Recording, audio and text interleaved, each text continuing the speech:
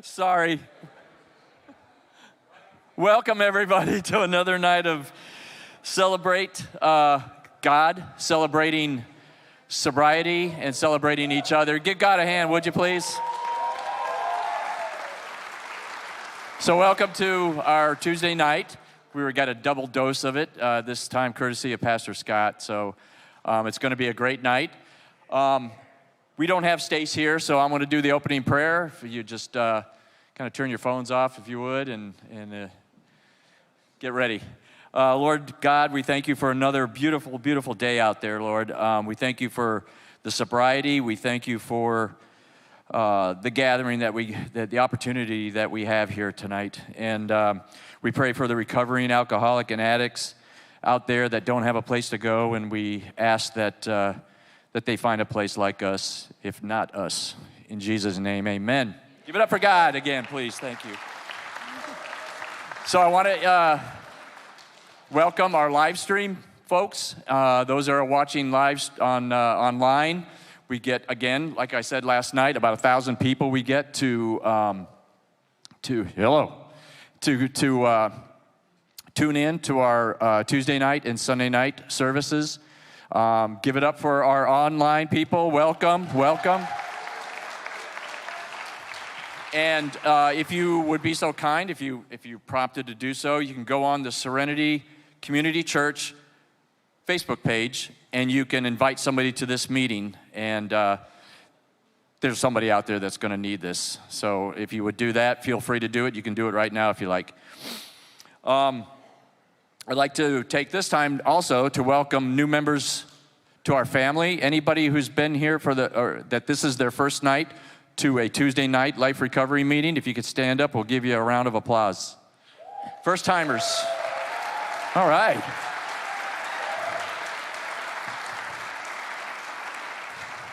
Wonderful. Another thing I'd like to announce is that at the end of every month, Pastor Jeff gives out 1 year or more tokens for sobriety. So if you have 1 year or more of sobriety in the month of October, there's a sign-up sheet out there on the podium in the lobby, and you can sign up, and we'd love to celebrate your recovery with you, your anniversaries. Feel free to sign up. We'll be doing the tokens at the end of the month. I'm not exactly sure what date that is, but it's going to be one of the last Tuesday of the month. Next Tuesday. Thank you, Grace. And so the next thing is church. Give it up for church. Pastor Jeff. So we have church every Sunday, 10:30 a.m. and 6 o'clock p.m. We invite you to come. If you've never been here, we'd love to have you experience some serious, serious God coming from Pastor Jeff.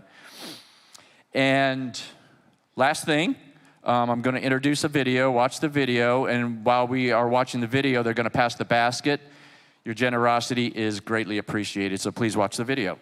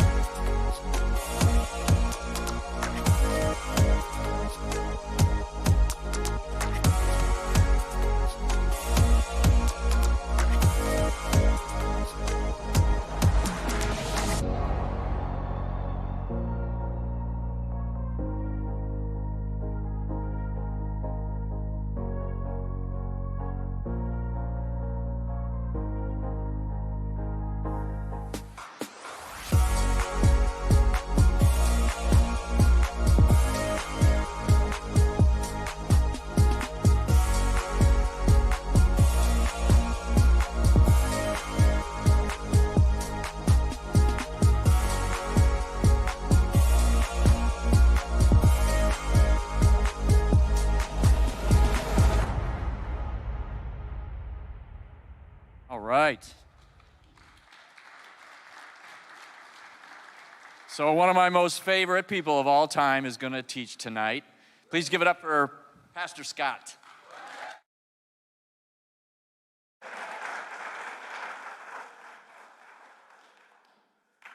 Wow, I'm one of your most favorite people?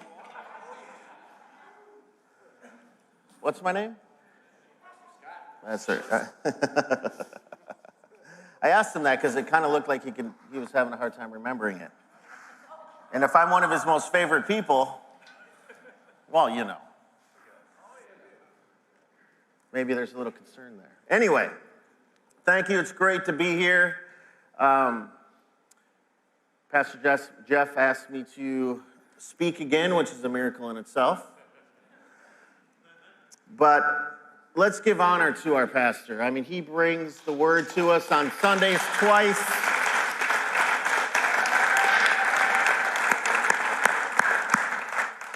On Tuesdays, just every day, basically. He's always speaking somewhere. Sometimes it's even impromptu. There's no notice. He did that Paul, when was that? Last Saturday. Not a lot of notice. I didn't expect to see him at this AA meeting I was at. All of a sudden, he's there. And man, just drops the hammer in a really nice way. But I mean, the whole room was talking about it. There's probably some of those guys and ladies that were at that meeting here tonight. I say all that to say this, and it's the title of today's message. It's about action. If you don't put work into your recovery, into your life, I first question your faith. Because action should be one of the byproducts of your faith, to be honest. If you're waiting for sobriety to fall out of the sky, if you're waiting for, it sounds ridiculous, but some of us are like that. This is what you have to do, but I'm only going to do this or that, or I'm only going to drink on Friday because it was Saturday through Thursday that was really made it a problem. Well, there's enough. The Lord has surrounded us with a great cloud of witnesses. That's everyone in this room. They all know that there's no other way. There's one way, His way. If there was another one, we would have come up with it by now. I'll be totally honest with you. There are times and moments where I wish there was a different way. I do. And just because I have that title of pastor or whatever, I'm still a human being. I still have flesh. I still think crazy things sometimes. And I probably dwell in my feelings sometimes more than I should. A little longer. But because of the great cloud of witnesses the Lord's put in each and every one of our lives, including my own, it takes a lot of work to stay in my feelings. A lot of work. Because you have people constantly coming up and you're going, they're either asking you how you're doing, and they could tell you're not telling the truth instantly. Or you tell them and they say this, well, they tell you something that you say you already know, and it annoys you to no end. And the next thing's out of your mouth, at least the thought is, I already know that. But yet you're not doing it. My wife tells me it all the time. She tries to tell me, and I'm like, I already know that. She goes, well, why aren't you doing it? And I got nothing. At least nothing constructive to say. The glasses. Is it wrong to pray for your vision to go even worse so you can get LASIK? That's an honest question. Because my vision's not quite bad enough to get LASIK, but it takes me a half an hour to put these contacts in, and when I'm done, it looks like I just smoked weed all day. I mean, my eyes are red and jacked up. So soon enough? So if I wear the wrong prescription long enough, it'll speed up the process? Because I'm praying for that. I'm like, LASIK, come on. Because these glasses are a disaster, dude. I can't stand it. Anyway, let's get to what we were going to talk about. It's a program of action. I will be honest with you, and these truths are as true for me as they are for you. Your addictions are either going to, well, let's just say it right now.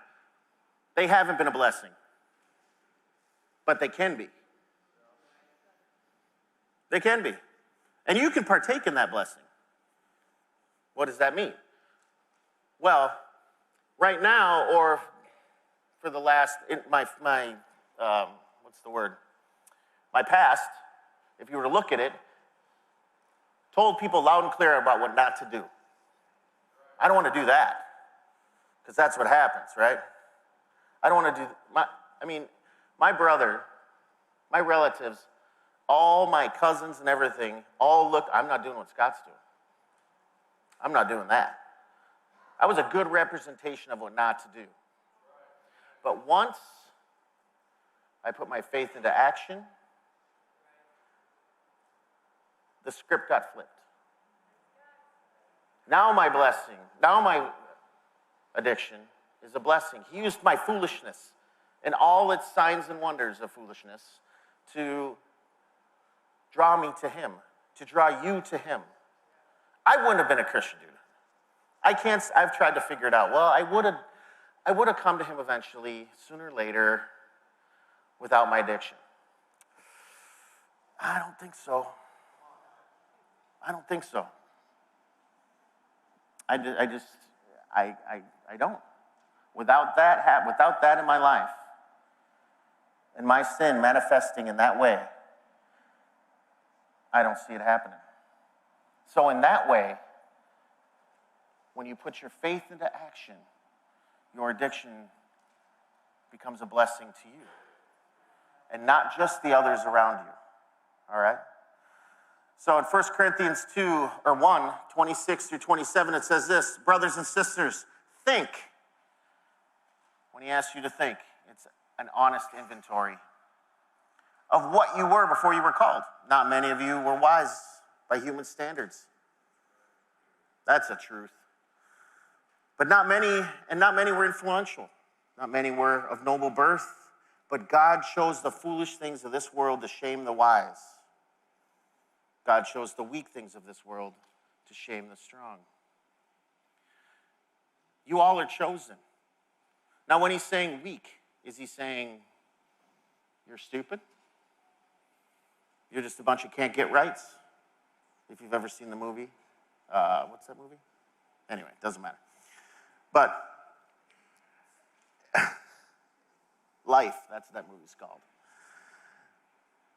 No, he's not saying that. You're not weak. He's chosen you because you were ready. Because you are who you are. And you don't have all these other things to cover that up anymore. Right? Like, I didn't come to the Lord until everything was stripped away. You know what I mean? There could be nothing out there. There was nothing. No hidden bank account, no anything. It had to all be taken away from us. And then, when we had nowhere else to turn, and our egos were absolutely in shambles, did we turn? And it wasn't even a full body turn. It was kind of like, I'm just saying, that's, forget running. I didn't run to him right away. I'm just like, oh.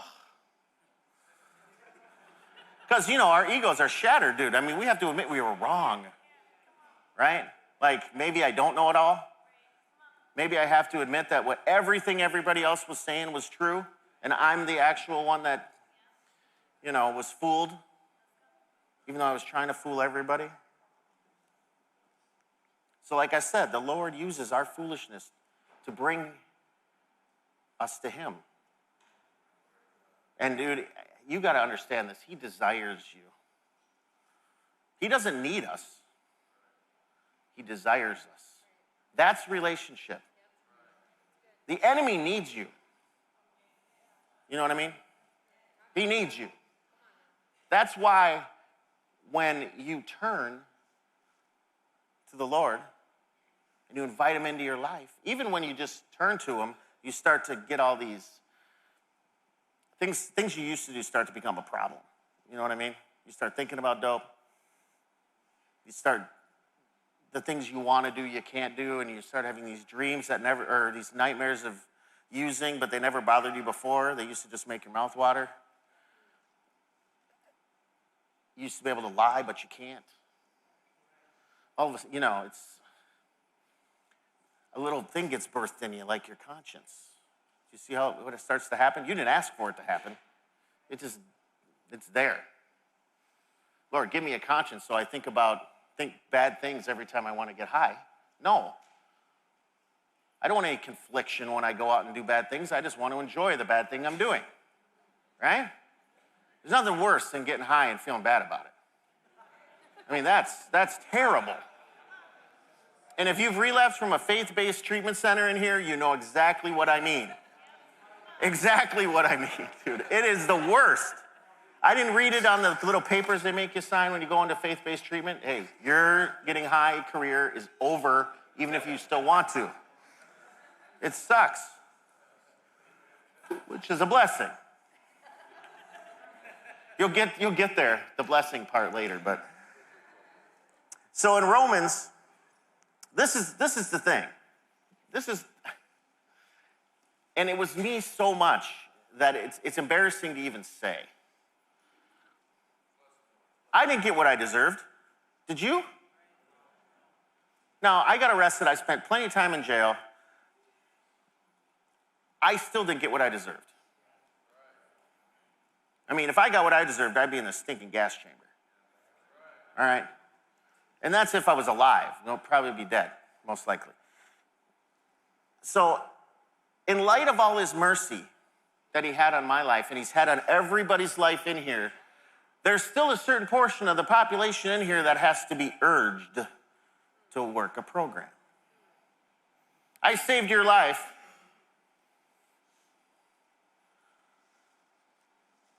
And you have to be urged, encouraged to work a program.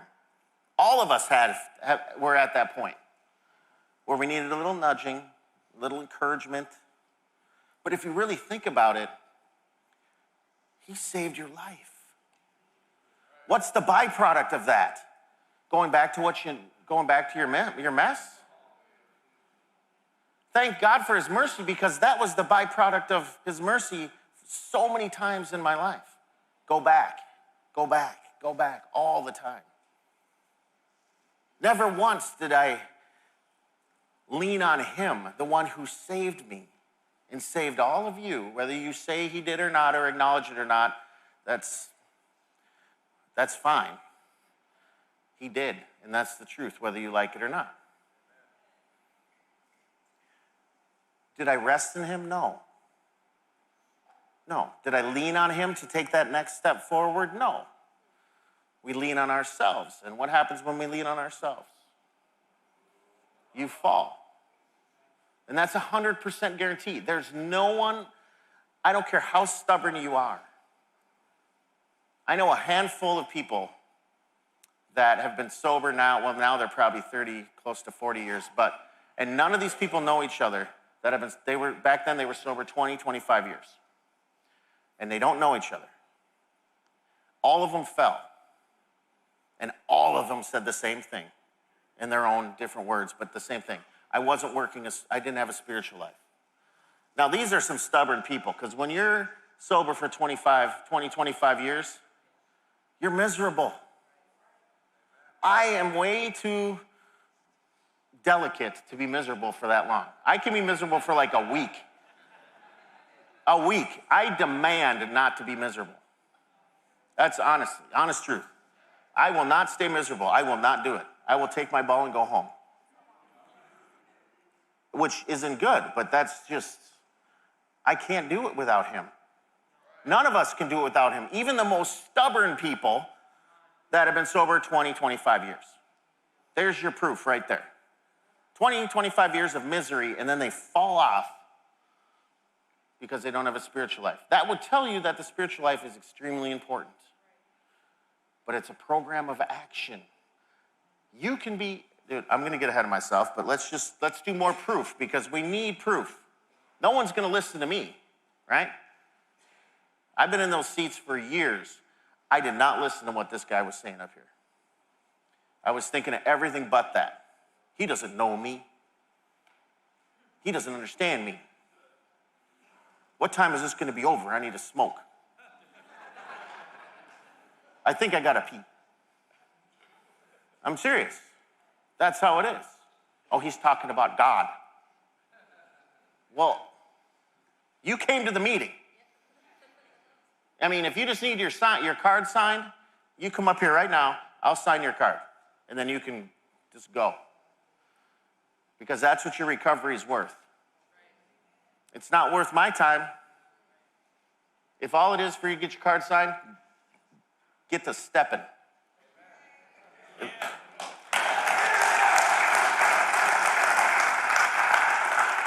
And I was that guy that just went to do the card sign thing. Can you sign this real quick? I was that guy. I'm uncovering myself. I mean, I was an absolute can't get right. And then pretend I'm your friend. I would even serve. I would work this program of action with no faith. And you know what? You know how you get uncovered? Those people get uncovered, including myself. When the recognition stops, you leave. You pout. When we're glad to see you. We're so glad you're here. Da, da, da. When those stop and it starts to be like, where were you? You leave. Don't you know I was here all month last month making sandwiches? I miss one day and you ask where I am? I'm serious. That's what we do. I wasn't making sandwiches, but I was like that. AA says this. The AA founders discovered, now this isn't me, this is the founders of AA, all right? It says this. We discovered that right action was the key to a spiritual experience that could conquer alcoholism or drug addiction. That means you got to do something. It ain't good enough to want to be sober. You can want to be sober all day stinking long. It isn't going to get you sober. All right? It's not. It will not happen. Unless you're one of those super stubborn people. You could be sober for a long time, but like I said, that's a disaster. That's a disaster. The fruit that has in their lives is, they all have the same thing in common. Angry, frustrated, and tired. And they're strong-willed,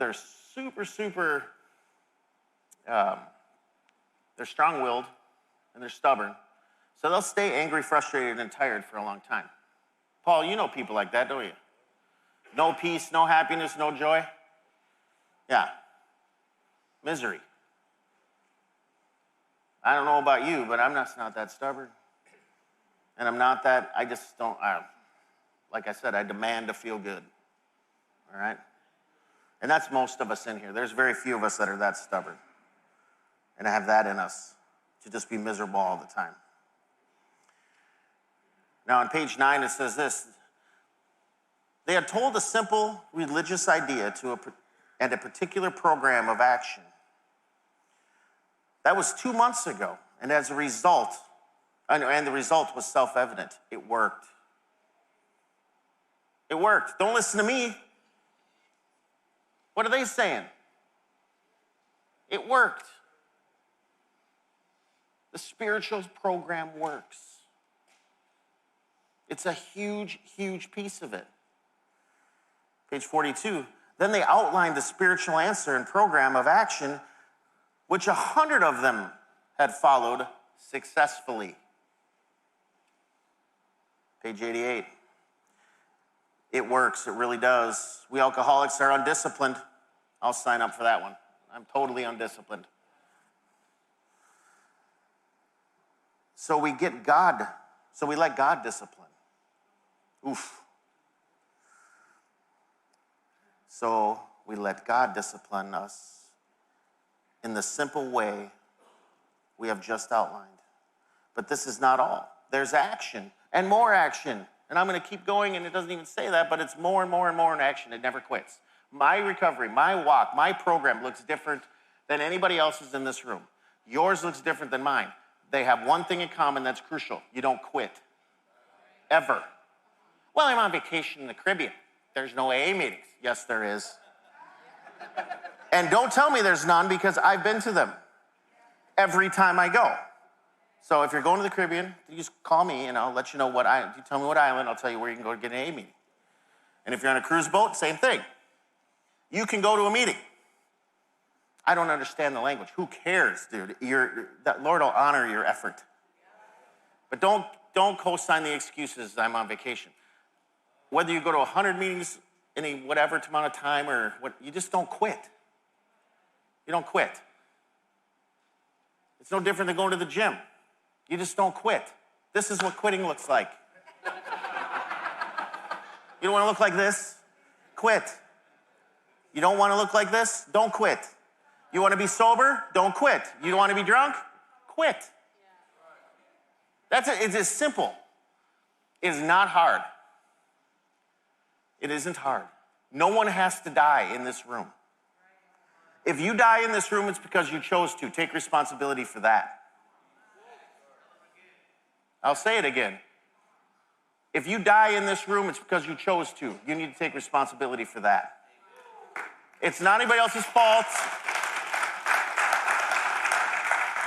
And all of us have excuses why life is difficult. We do. We all have those things. But they don't have to have you. We all have circumstances. The circumstances don't have to own you. But it's a program of action. There's certain things you're going to have to do. You might have to talk. You have to open up. I'm not just talking about making sandwiches. Action is doing things you don't want to do. You know what I mean? Walking through the fear. They're going to judge me. Are you kidding me? Look at this room that the Lord put you in. No one is judging you. No one. They're all judging me right now. That's fine. I mean, whatever. But they're not judging you. And if they are, they're hypocrites, which we're all hypocrites anyway, so it really doesn't matter. Page 93 says this, tell him, you once felt as he does, but you doubt whether you would have made much progress had you not taken action. If you're not making any progress and your life is miserable and you just don't know what to do and you think you have faith, try taking action. If you don't know how to take action, find someone that I'm sure is the Lord has put in your life that is taking action and do what they do. Don't do kind of what they do or a representation of what they do. Do exactly what they do. All right? Do exactly what they do. That's all you got to do. And yes, it's uncomfortable, and yes, you're not going to want to do it. You want the end result, but you don't want to do the work. That's the world we live in today. Is it not? I want a full-time blessing with a part-time to zero effort. That's the world we live in. And this room is not exempt. You know, I would have saved the taxpayers of this state a lot of money if I just would have done exactly what I'm talking about. But instead, I had a part-time effort. Part-time effort gets you nowhere. Part-time faith gets you nowhere. The Lord, like I said earlier, the Lord desires all of you. Like desire, like you don't even understand. I mean, we can't even fathom the type of desire. Like I think of desire, and I got some strong desires, dude. And I mean, my mouth just waters sometimes. This is like way over the top. I can only imagine how much he desires each and every one of us. He invites you to the table countless times. Are you going to come? Are you going to come? It's easy to come. All you got to do is accept the invitation. You're invited. You're not excluded, no matter what you may have done. Nothing disqualifies you. Dr. Bob said this. He said it works if you have the proper attitude and work it. It's not just one thing, it's two. You got to do both. I love James 2:14 through 26 because it just lays it all out there and there's zero gray for all of us that like to dissect and be argumentative and, I don't understand what he's talking about. This is very understandable, all right? What good is it, my brothers and sisters, if someone claims to have faith but has no deeds? Can such a faith save them? The answer is absolutely not. No, it cannot. All right? No. Suppose a brother or sister is without clothes or daily food, which I don't think it's a stretch to think most of the people in here at a point in their life had that was them right there. Like, I didn't walk into treatment with a fat 401k and a sweet house waiting for me and hidden offshore bank accounts. No, dude. I had cashed everything in. I had nothing. Nothing. I mean, ramen was like filet mignon. You know what I mean? A honey bun? Oh, yeah. Give me the honey bun. It's old. I don't care. It's good. Just nuke it. It'll be fine.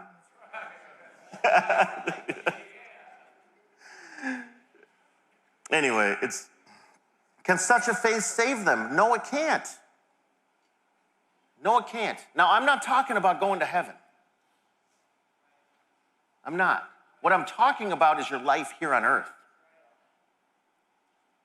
All right, that prayer we pray,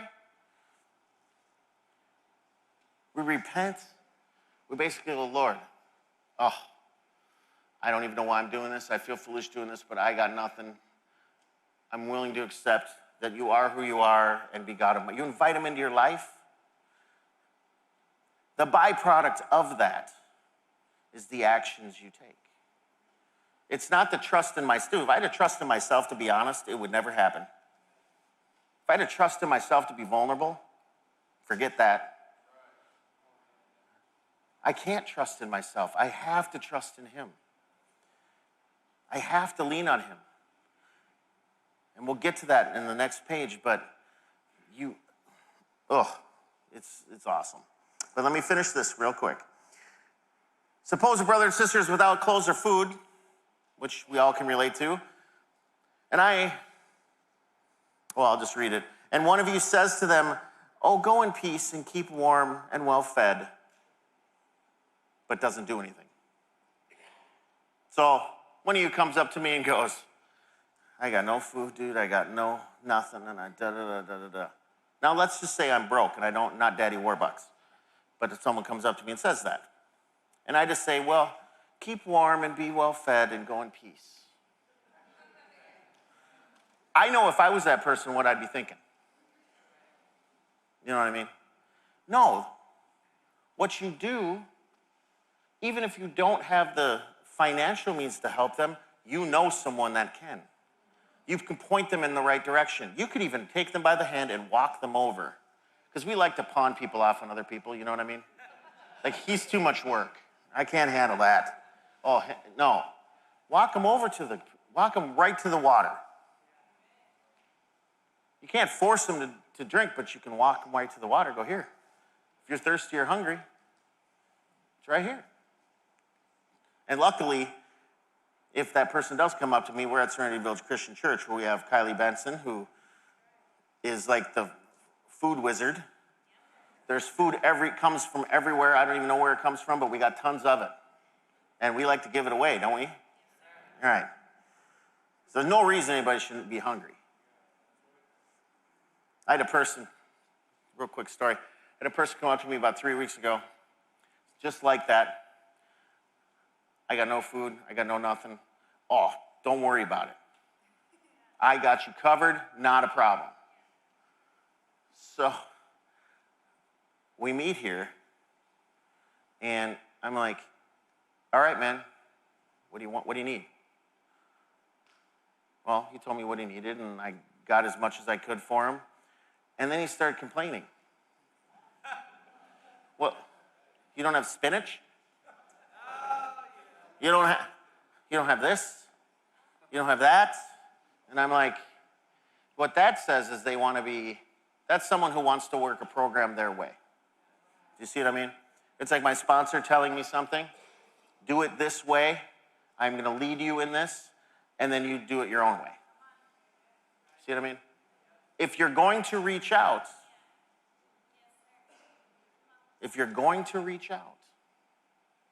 and you want someone to lead and guide you or mentor you, do what they say. You might not like it, you might not get everything you need, but remember, you're in the wilderness, not in the promised land. When you get to the promised land, you won't be calling Kylie going, hey, can you fill my fridge? That ain't gonna happen. I'll just tell you that right now. You might be having a party at your house and call Kylie and go, hey man, can you hook me up with a discount on meat?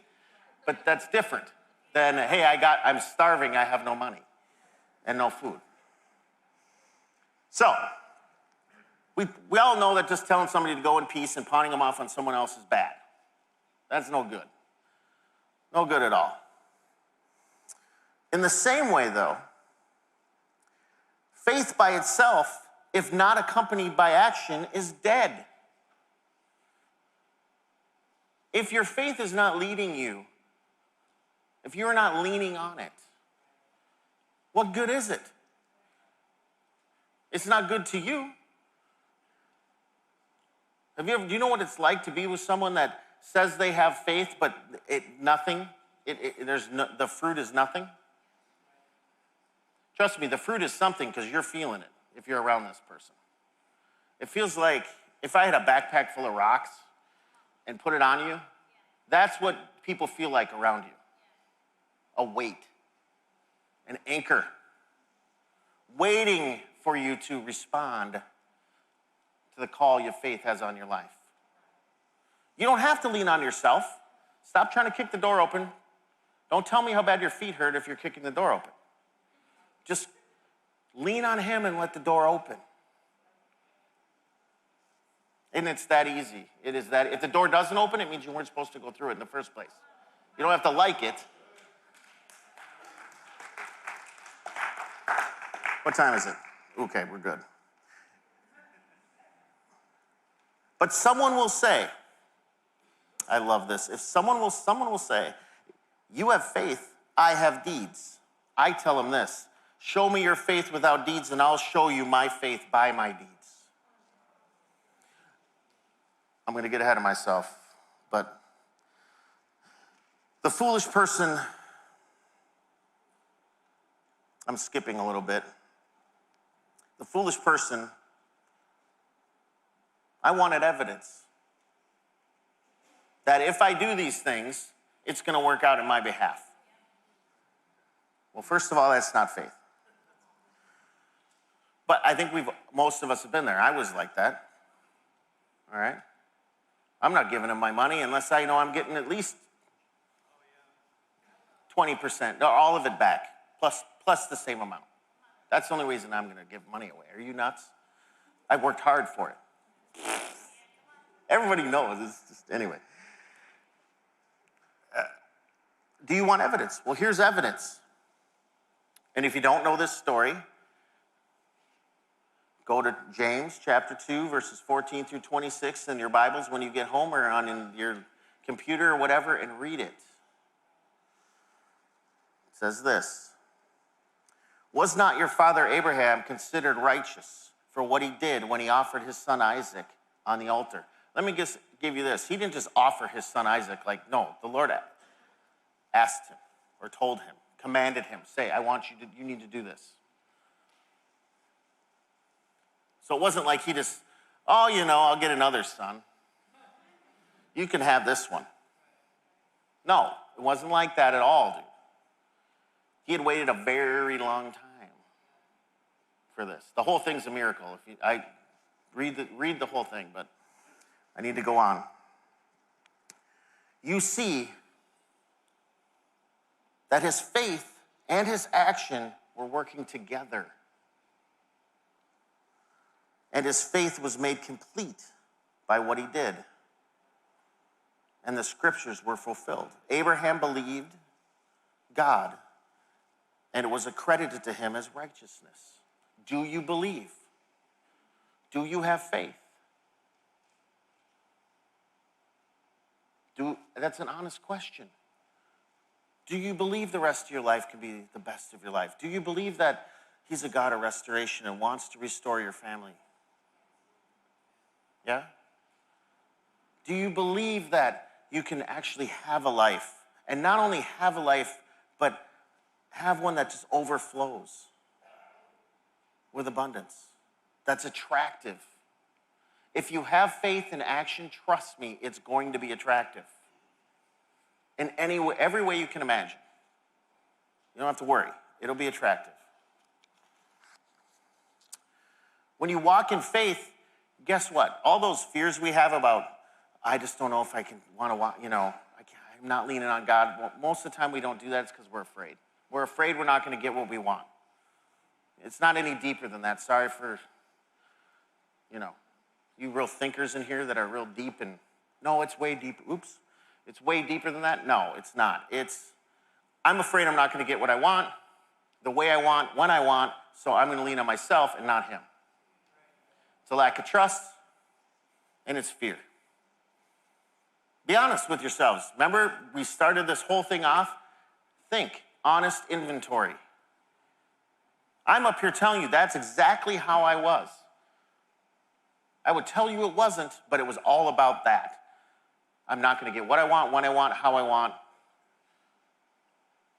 And it doesn't have to be any deeper than that. That's why I didn't trust him. That's why I didn't lean on him. When you lean on him, these are things he promises will happen. In 2 Timothy 3:16 through 17, out of the ESV, it says this: that man of God or woman of God may be complete, equipped for every good work. So if I lean on him, he not only is going to equip me for whatever it is I need to walk through. And let's be honest, in these rooms, what do we need to walk through? Honesty. Because I'll just go out on a limb and say our integrity has been crushed. We come in, we don't have any. We don't know who we are, but we're scared to admit it. So we pretend we're, whoever you want me to be, or whoever at that time. He equips you. He will take you by the hand. Just say, come with me. You don't need to be afraid.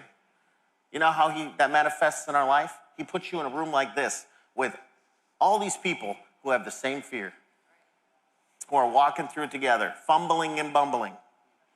All right? I fumble and bumble. The Lord never promises you're not going to fumble and bumble, by the way. He doesn't say, you know what, I'm going to make you walk straight. No. What he says is, I'm going to make the path straight. There's a path right here. If I took 3 of us and we walked down the path, none of us are walking that path straight. I'm going to walk it left and right. I might bump into a few chairs, but I'm going to stay on the path.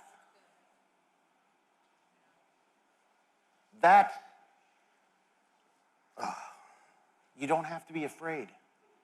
He's going to equip you. And you don't have to feel shame if you are afraid. That's okay. Be afraid. Feel it, but then acknowledge it. I'm afraid.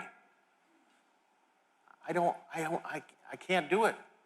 No, you can't. Neither can I in my own strength. How do I know this? Because I'm not that stubborn and I demand to feel good. If I feel afraid for too many days in a row, it's a big problem. You weren't created to walk in worry and anxiety and fear. How do I know this? If I had a doctor up here who, you would agree was smarter than me, obviously. If I had a doctor up here and I told him, what does worry, anxiety, and fear do to you on the insides? Cancer. Ulcers. All sorts, I don't even know just problems. Problems. That should tell you that worry and anxiety and fear, this is not their home. It shouldn't be there. How will it not be there? Stop leaning on yourself and your own understanding. In James 1:4 out of the ESV, it says this: Let steadfastness. Now, I know that's a big word. What it means is effort. Effort. You got to put in some effort. It's sweat equity. I'm sorry, but you got on your knees, some of you, including myself, but at this altar, inviting the Lord into your heart. After that, there's some things we need to do, not to get to heaven, but for our lives here on earth. Because it's not just for you do these things. It's for other people. Do you think he saved you just for you? Absolutely not. If you have kids, for them, for your family. Let's talk practical. When you were in treatment or even incarcerated, in my experience, my mom slept better at night. I'm just saying. If you knew me back in those days, you slept better at night knowing I was either incarcerated or in treatment.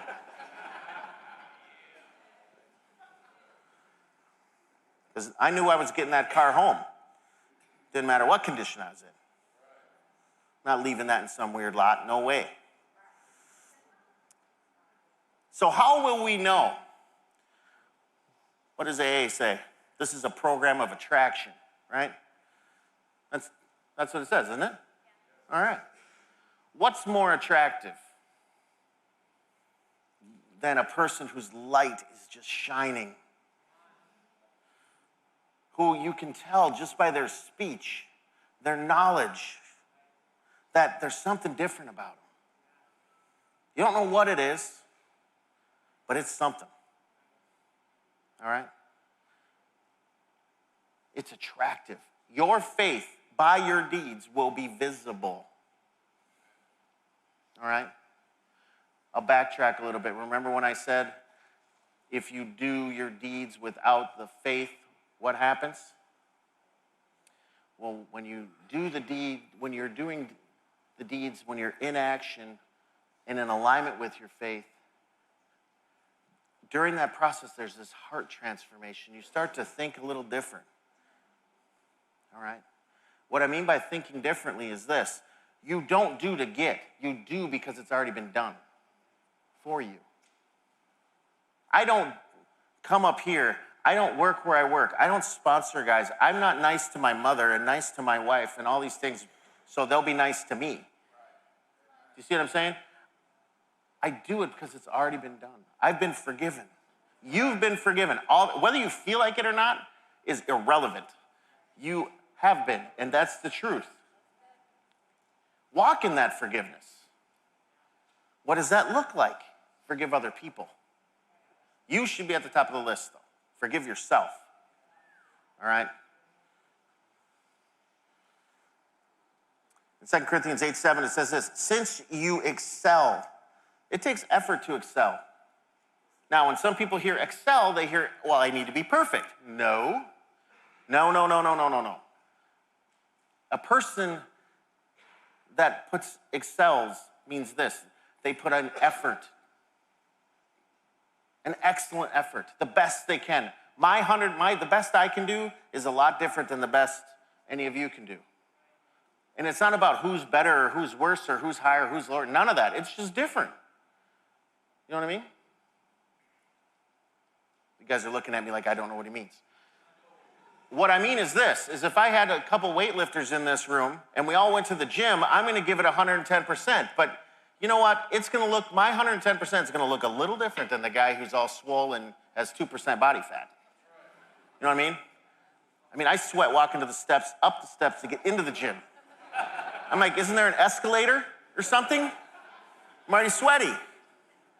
That's my workout. My trainer used to ask me that after because it's a funny story. But gosh, I want to tell that because it's funny.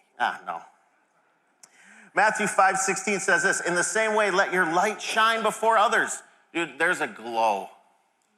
Your countenance, when you are walking in faith and serving out of that, when I am not trusting in myself and I'm being honest or transparent or making sandwiches or leading someone to where they can get help because pawning them off on someone else just isn't, we know that's not good. there's a light that your countenance changes. You walk upright. You look people in the eye. Your speech is different. Your F-bombs are few and far between. Remember, I said progress, not perfection. I'm just saying, things happen. And people are, and it is attractive. It is super attractive. People, how will you know? People will start coming up to you asking you questions. I was known to be this super angry guy. And people would come up to me and go, "Why didn't you smack the taste out of his mouth?" And I'd be like, "Well, it never crossed my mind to do that." Though in my old life, you don't talk sideways to people. If you do, there's repercussions, right? And now it says turn the other cheek, but while you're turning the other cheek, there's a lesson to be learned. Now I prefer to communicate and be responsive rather than reactive. That's part of the fruit of walking in faith. See, it doesn't just benefit others, it benefits yourself too.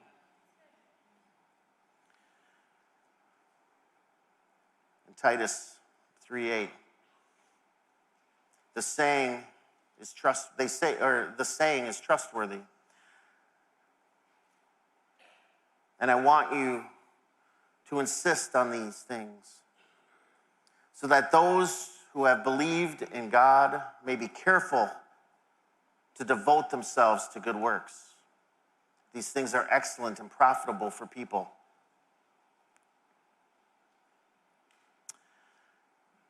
Your faith and deeds are profitable for everyone. I could break it down to tell you how profitable a sober human is. But trust me, it's a lot cheaper than what the world's had to put up with so far with us. And that's just economics, all right? If I did a spreadsheet, I should have brought it, of what my life has cost the taxpayers of the state of Minnesota. It's a lot. That's just economics, you know what I mean? That's just economically. I'm not even talking about how a sober person can benefit someone that is struggling or isn't, you know what I mean? How a sober dad can impact his child, his son, or his daughter. Do you see what it's a simple thing, but the depth of it is, it's hard to realize. And it's glorious to experience. And the thing is it never stops. There's no end. There's no end. When you think you've just experienced more than you could possibly experience, there's more. I can't even fathom the things I've experienced in 13 years. I would have never even wanted to experience them. But now that I have, I'm glad I have. In John 15:13-17, it says this: Greater love has no one than this, to lay down one's life for one's friend. You are my friends if you do what I command. It's not a suggestion. If you want to be sober, I know myself. Remember I said be honest inventory? When I picked my sponsors, I picked the ones that would suggest things. Now that I'm able to be honest with myself, you can't suggest anything to me. I'm way too shrewd and snaky for that, dude. You suggest something to me, trust me, I will find a way to do it my way. You better command me to do it and do it a certain sort of way, because if you don't, I'm going to try to do it my own way, and you're not going to get the result you want. I need to be commanded. And that's true for most of us in here. Maybe 1%. But most of us need to be commanded on what to do. It takes humility to follow a command. Egomaniacs don't like to be commanded. Who are you talking to? I'm king whatever. Who am I talking to? Well, let's go back into the verses and see real quick who I'm talking to. I'm talking to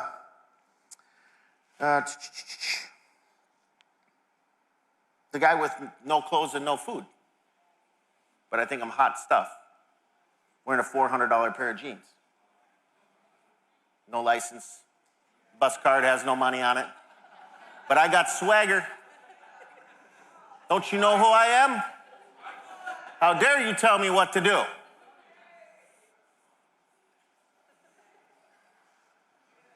I'm just talking about myself, dude. The only thing I was king of is being can't get right. I mean, dude, it's just horrible. Horrible.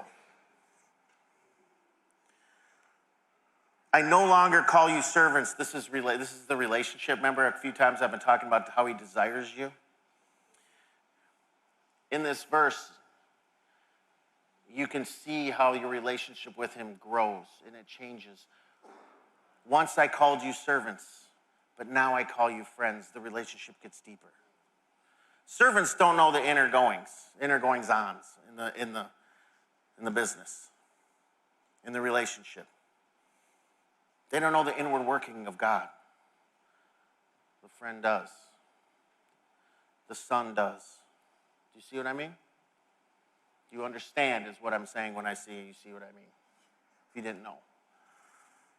I got told I say that too much. You know what I mean? You know what I mean?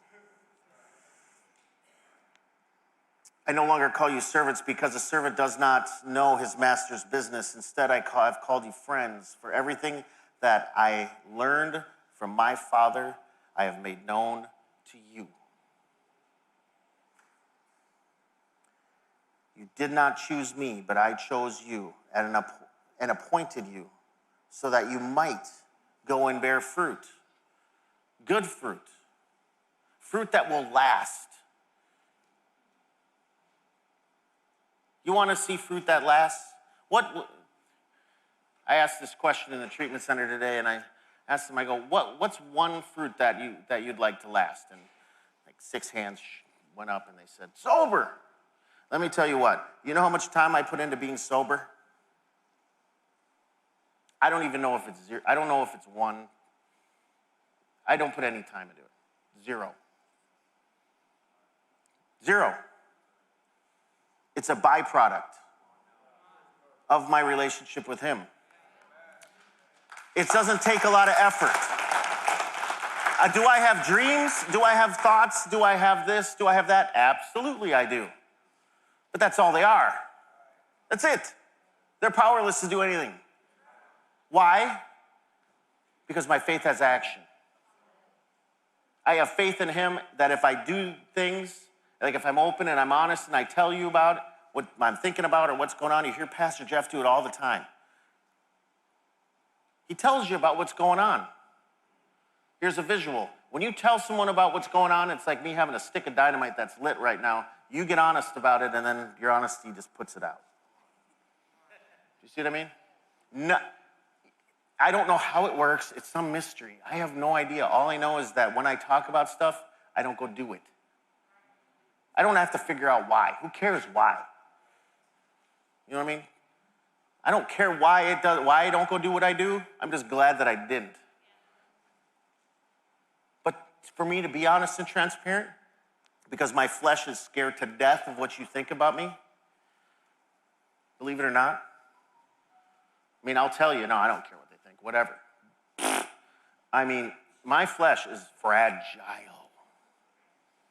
Fragile. And I don't need all of you coming up to me going, good job, and da-da-da-da after the program, because you think I'm going to be all upset. That isn't what I'm saying. What I'm saying is when I walk in the flesh, my flesh has no identity, doesn't know who he is. It's weak. It just blows around all over the place. It's fragile. When I lean on him, I'm strong. There's no weakness in that. Saying, I don't know. No one that isn't leaning on him would say, I don't know, because if you do, then you're afraid that the person might look at you and go, this guy's an idiot. Now, if I don't know, I don't know. But let's go together because I'm interested too. I want to know the answer. That's strength. My flesh will just make up an answer. You know what I mean? I'll pretend I know what I'm talking about. You ever been around those guys? Disaster. So in closing,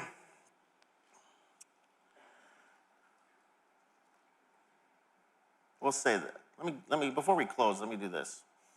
You didn't choose me, but I chose you at the appointed time so you might go and bear fruit that will last. When you see the word will, that is a 100% guarantee. But there's a prerequisite. Is your faith going to lead to action? Is your faith going to lead to action?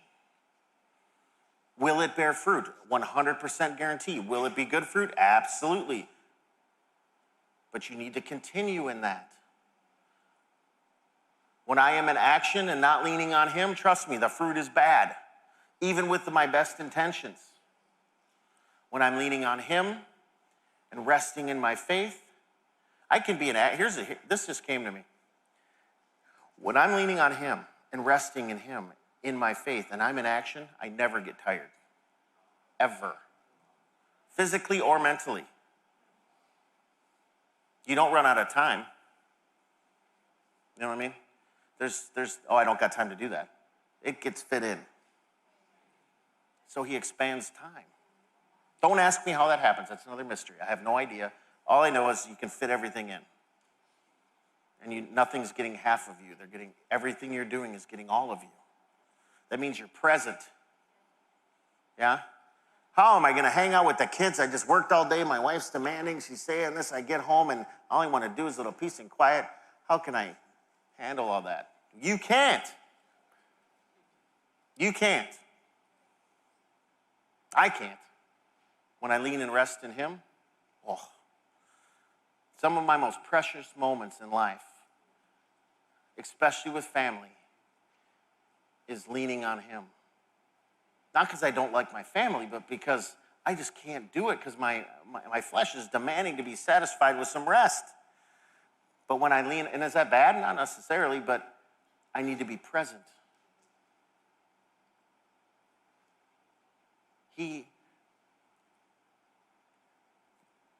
You walking in sobriety, you walking with him is not just about you. It's about my family. And growing in that healing process and relationship with him. Do you see what I mean? It's juicy.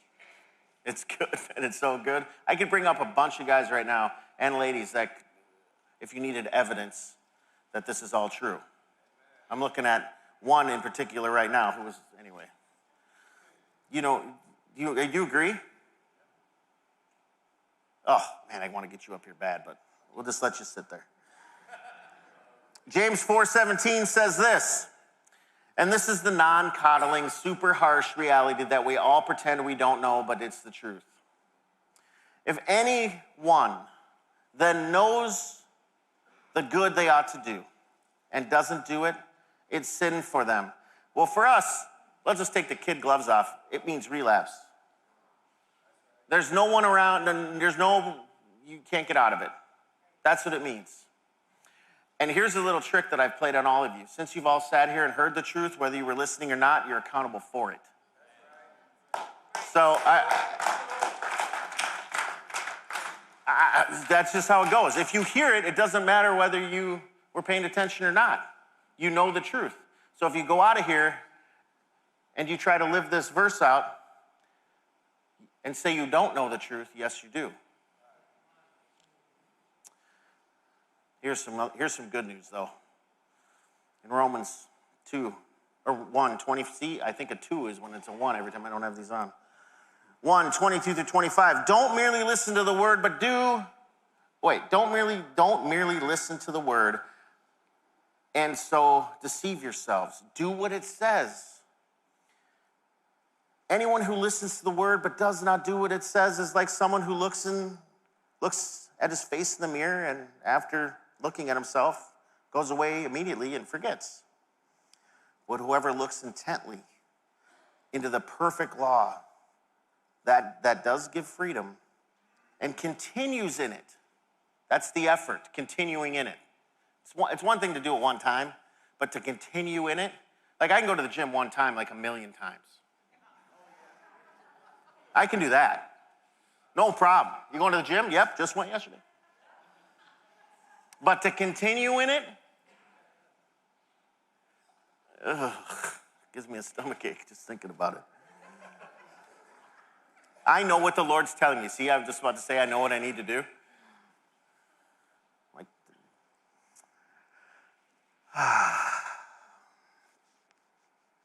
but whoever looks intently into the perfect law that gives freedom and continues in it, not forgetting what they have heard, but doing it, here's the promise: they will be blessed in what they do. It's a 100% guarantee. There are no unfortunates in this room. Not one. And if you think you are an unfortunate, come up here right when we are done, and you're not. But lean on the faith, lean on your faith, and put it into action. If you don't, at very best, and at the very best, and this is mercy like no other, you'll be here in the same seat next year. That's at the very best. At the worst, Pastor Jeff or myself might be doing your funeral. Because that's what happens, and we all know that. I would much rather celebrate life and do life with you. I'd rather your example be, look what the Lord's done in his life or her life, than just be more evidence of the truths I've spoken if you turn the other way. And it's not too late. It's never too late.